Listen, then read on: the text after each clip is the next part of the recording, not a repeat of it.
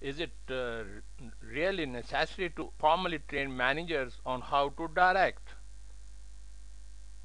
If directions are clear and thorough, won't you get the results you want? Maybe. But directions often are not clear and not thorough, and simply giving clear and thorough directions is not enough. You also have to consider the number of assignments and the amount of time allowed for each if you are to have any idea as to the eventual effectiveness of the directions given. A still deeper issue is the purpose of the directions. The purpose of any training program is to translate knowledge into action. That is, to provide new information and show how to case the expertise that permits the accomplishments that get things done quickly. If we know how to do something without trial and error, and we do it correctly the first time, we get that thing done sooner, without having to develop techniques as we go along. Training in direction expertise allows us to quickly determine and channel the activities of the organization toward its goals. The winner in a race isn't always the fastest person. It is often the person who knows the most direct route and who slows down the fewest times. This should be the goal of direction training. That is, to show the most direct route to provide the expertise so that management and non-management personnel can operate without slowing down in order to determine or re-establish direction and focus. We equip employees in the business world through training and experience. Experience can be costly. In fact, it can be a difficult enemy. People carry a considerable amount of baggage as they move through their careers. This experience is often limiting. Consider the circus elephant. When an elephant is young and small, its keeper fastens a chain from the elephant's ankle to a foot-long stake driven in the ground.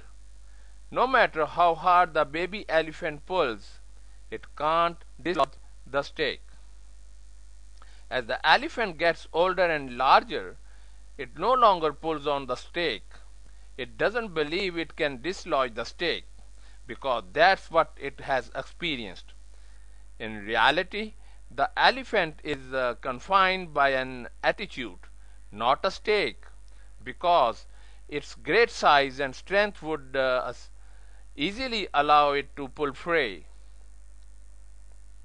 Likewise, training can overcome limitations that people may have imposed on themselves years ago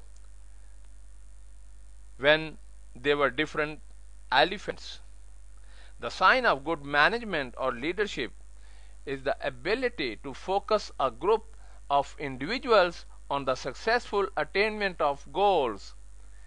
Management designs the preferred future and then, by either increasing pressure or reducing constraints, moves the group into the future. The training program removes constraints like the chain around the elephant's ankle and then increases pressure through the specifically assigned objectives, action steps, and deadlines so that new performance levels are reached. If your company has never designed this kind of training program, the going may be slow. It may be hard to get managers and employees to accept working from the business plan. Still, a journey of 1,000 miles starts with a single step. Instead of letting time pass while you develop and install the perfect program, set up a program that will work now, even if it requires further refinements. the years to come. If suggestions and refinements come from the managers participating in the program, they will develop a genuine sense of ownership of the training program. Which approach do you think will more genuinely engage a workforce? That is, a program developed by its participants, or an off-the-shelf strategic plan software package that top management completes, prints, and passes out to employees in a neat blue binder? In my experience, it's the homegrown program that gets the best results.